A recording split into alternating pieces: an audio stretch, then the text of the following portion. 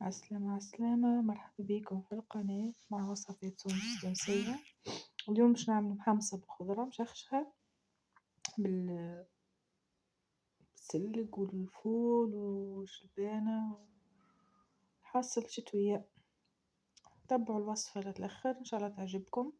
ما تنسوش الاشتراك في القناة وتفعيل زر الجرس باش يجيكم كل جديد، وصحوا بالشفاء.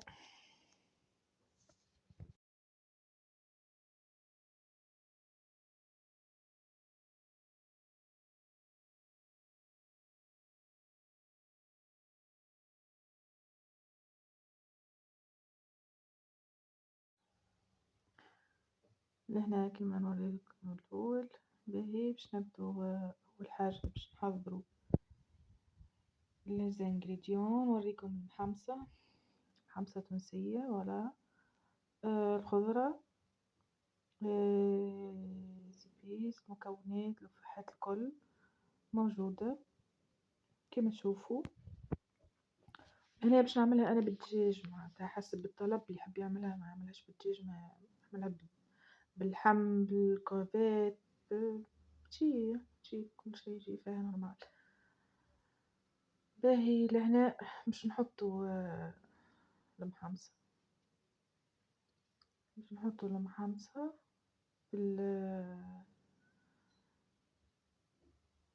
نحطو المحمصة شوية بشوية. فوالا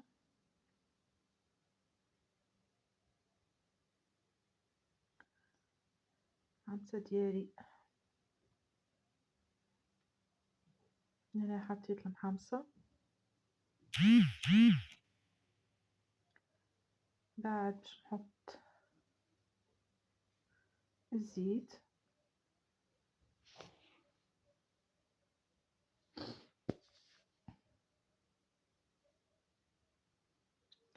بعد ما حطيت الزيت باش نحط الفحيت، العنز، الفلفل الأحمر، لفاح، ملح، كليل ملحي، كركم، فحيت، نعناع، عملت شوية كمون، ما كثرتش الكمون باش ما يطغاش على الجو.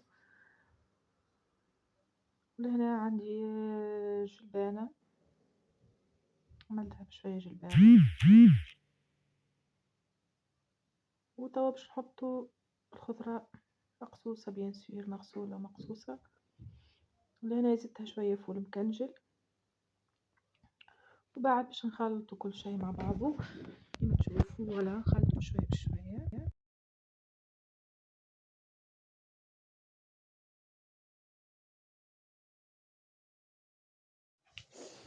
هنا حطيت شوية طماط كونسونطري حسب الطلب، باش نحطو طماط معجونة ما يقلقش. بالنسبة لي أنا حبيتها تجي خفيفة ما تجيش عاقدة.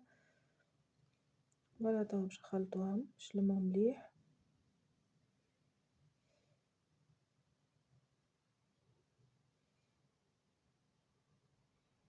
خلطوها بشوية بشوية.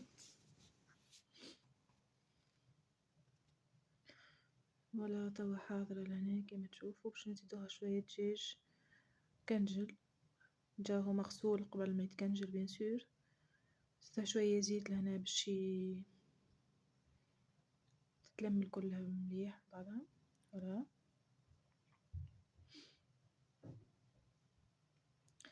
خلطوا بشوية بشوية.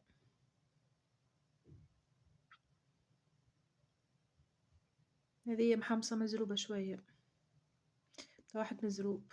متنسوش الاشتراك في القناة وتفعيل زر الجرس باش يوصلكم ديما كل جديد، وتوصلكم الفيديوهات جديدة. ومتنسوش اللايكات والكومنتات، ومفهمش حاجة ويحب يفهمها يبعث لي في كومنت نجاوبه، ما ثم حتى مشكل. وان شاء الله تعجبكم الوصفة. وصفة سهلة سريعة كيف العادة، ما هيش مكلفة، تستحق التجربة. احنا التوانسة نموتوا على المحمصة معروفين.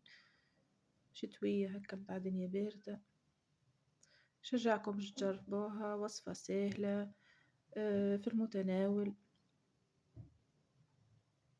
ان شاء الله تعجبكم. ما تنسوش الاشتراك في القناة.